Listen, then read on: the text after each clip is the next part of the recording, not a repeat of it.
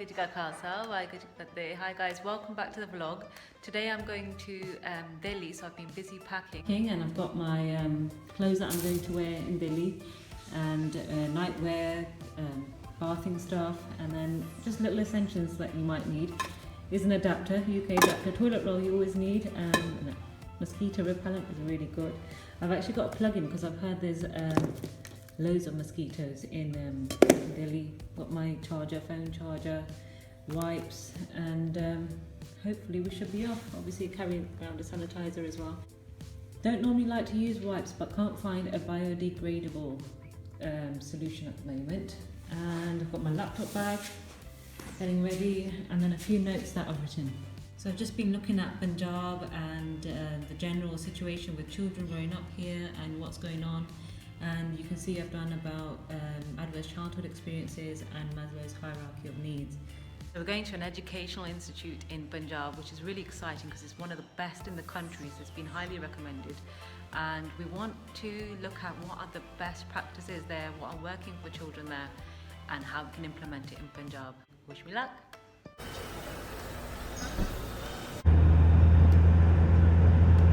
So we're 4.5 hours away from Delhi, and we've just stopped off at a petrol station, and as you can see, there's a herd of sheep here.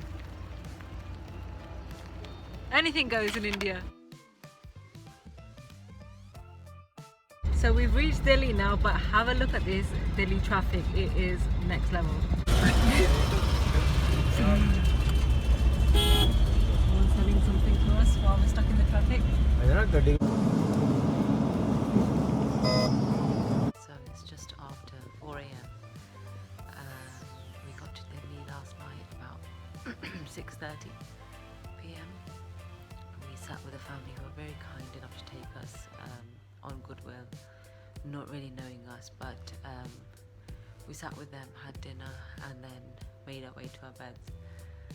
But there are a lot of mosquitoes in Delhi, I can't tell you how much.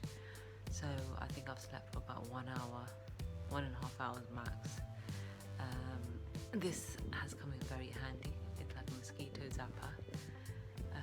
Unfortunately, I've had to do that most of the night, and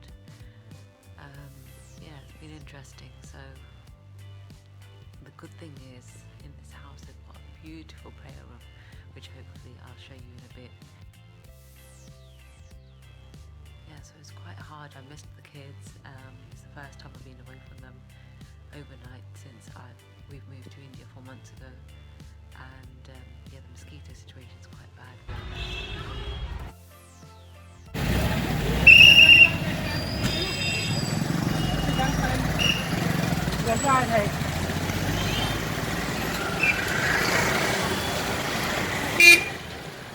So I've just come back from a 36-hour round trip from Delhi. I'm pretty tired, but it was an amazing trip. Although in that time we spent about 17 hours just traveling, it worked out really well. We spent a whole day in a very, very good, one of the best in the country, established educational institute. And there we got to see so much good stuff. So the reasons why we went is, do you remember when I showed you that ACE, Adverse Childhood Experiences? I was just thinking about that, and in Punjab there's so many adverse childhood experiences that kids are going through, the youth are going through. So much of the youth is on drugs, there's no prospects, and the biggest problem we're facing in Punjab is that everyone has one goal, and that is to leave India, to leave Punjab and go to settle in other parts of the world, especially in the West, UK, Canada or Australia. There's no prospects here, and we're just thinking about where things are working really well, what's the best practices, and how we can improve that morale and get kids off drugs and get them really thinking about making the best of the situations they're in, and obviously turning it around for the better. So that's the real hope that we have. You know what really struck me when we went to Delhi, to the institutes? There was so much positivity, and they were so welcoming, and they wanted to show us around, which is great. But I think the thing that really got to me was when we were walking around, it was just the morale in the classrooms. They had a really good balance of, what I see here in Punjab is you have kids that are kind of robotic, and they say Hanji, Naji, which kinds of just showing signs of obedience, that they're listening to you and it's showing you authority and that they're engaged. But this was a very different type of way. So they were saying, hello to us and being very nice and in uniform, but they were also had a free space to open up and explore ideas. So when they were teaching, it wasn't so disciplined, and it was open and it was creative. They were thinking of ideas and they weren't shut down for saying, no, you're wrong for this, that's not the answer, and next person. It was really good. But the other thing that that really struck out to me was how they were overcoming segregation. So one of the things they were saying in their institute is that they have, the government has a policy out, which is that all schools, or good schools at least, should have economically weaker section allocated for them. So poorer people, you should allocate 25% of your intake, your admissions, for at least 25% of those people. So it's really interesting to see how they were able to do this. I think it was amazing how they were overcoming segregation, the little things that they had in place just so they could promote inclusivity. And the one thing that the head teacher said to me, she said, you're so lucky you're a Sikh, because this is already in your faith about equality and that respect towards each other and everyone serving each other. I think that was really hit out to me. And she was saying generally that sometimes they might have to talk to families and say, look, don't show off your wealth, because the other child, you don't know how it affects them mentally. Okay, so to sum this up for me, why do I care so much? I suppose when I was younger, when I was school age, I went through things on that adverse childhood experiences list. And when I was going through those things, it was tough at home. But what could have really helped was if there was somebody in a school environment, or somebody just took time to care, to ask, how are you, or what's going on for you. And I suppose from there, that's where my interest and my passion for mental health and supporting children who often don't have a voice or won't necessarily speak up, but they've got so much potential to do so much in their life. I think that's why I care so much, because I can understand, or I can relate to being in that position myself. Just on another thing, I was talking to two girls who are 14 and 16 years old, and they are living in Delhi and brought up there.